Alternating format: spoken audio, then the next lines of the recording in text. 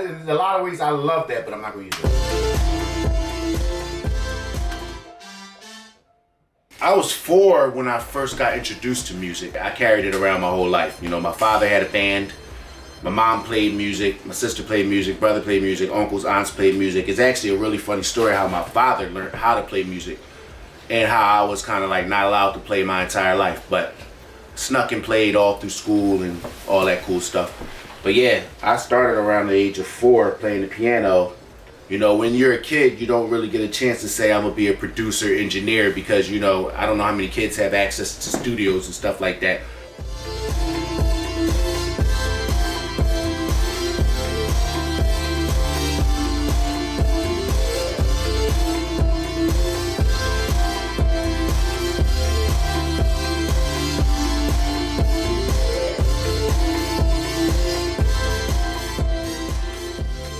Stanley Clarke was one of my favorite artists, inspirations that kind of got me going when it came to music. He was a famous bass player. He was a phenomenal bass player, and when I got to actually hear him and see him and to hear his skill set, that just was, it was better than any rap or singing, anything anybody else could do when he picked up that instrument and went ham.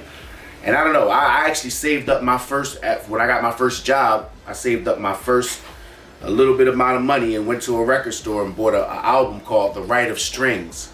It's Stanley Clarke, Al Di Meola, and Gene Lupanti.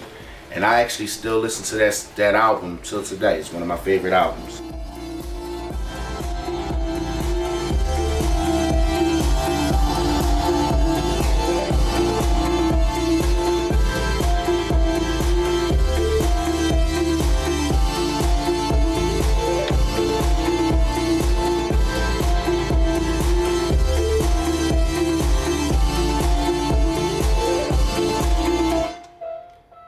Producing kind of fell into my lap.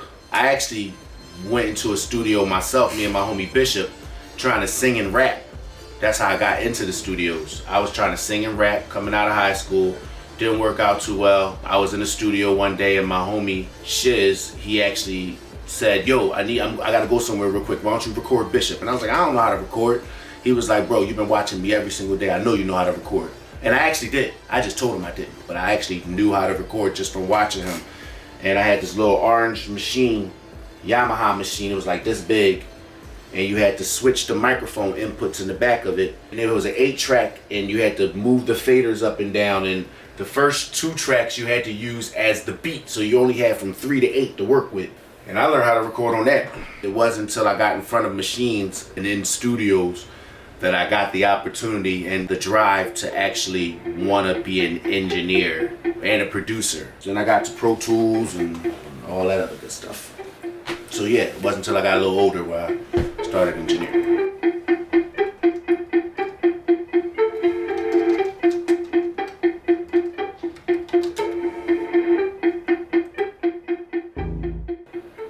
The guy who taught me how to engineer was a dick.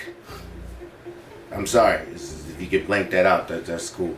But he was a pure something different in life. He was a man from the military who had extreme PTSD. Extreme. He was the type of guy who didn't want his back to the walls at any time. He had to have his eyes facing the doors. When you talked to him, you had to make sure that you spoke in a certain tone, or else he wouldn't respond even back to you. He was just he was a crazy. And he was brilliant. You know, his ears was like none other. And when I got, my cousin got me a job at a studio, and the studio was a big studio. It was one of those studios that was like worth $500,000. It was an awesome studio. I'll never forget the first time I came to the studio, and he was like, all right, your training starts tomorrow. He said, be here at 7 o'clock on the dot. I said, okay. Back then I had a little motorized scooter I had to put gas in. And I went and got gas in my motorized scooter and drove my motorized scooter in a little bit of rain down the boulevard all the way to the studio from Frankfurt. And I got to the studio and he didn't get there till almost 11 o'clock. Like, just kept me waiting for like 4 hours until he got there. Then when he got there, he was acting like it was nothing when he got there. Like he wasn't even late. So he let me in. And we went up to the machine. Now, it was a big, long machine with wires hanging out of it everywhere and a whole bunch of stuff. So we went behind the machine, and he rips all of the wires out of the machine. Every last wire, rips it all out, leaves them all on the floor, the cables on the floor. And he says, all right, put this back, I'm going to lunch.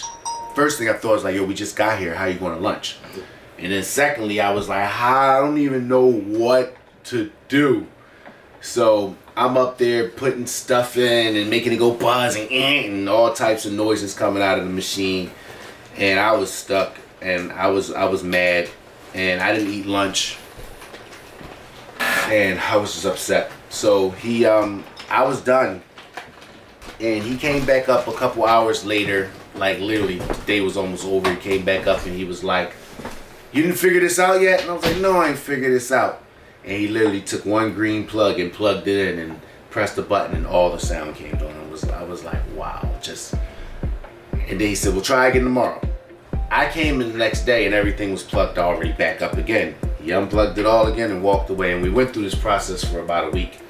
I didn't learn a single thing. I think I got it working maybe one time, and then I guess while it was working, he seen how, dedicated and motivated I was to the actual engineering process.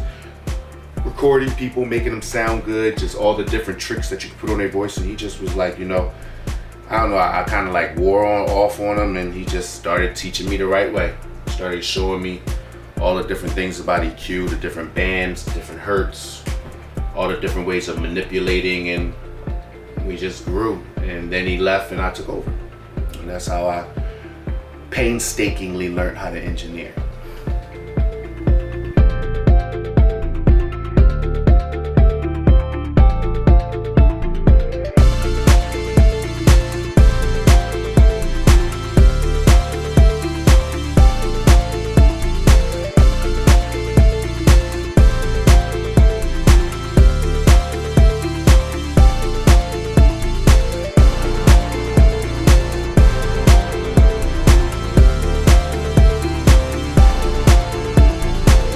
No one is better than me.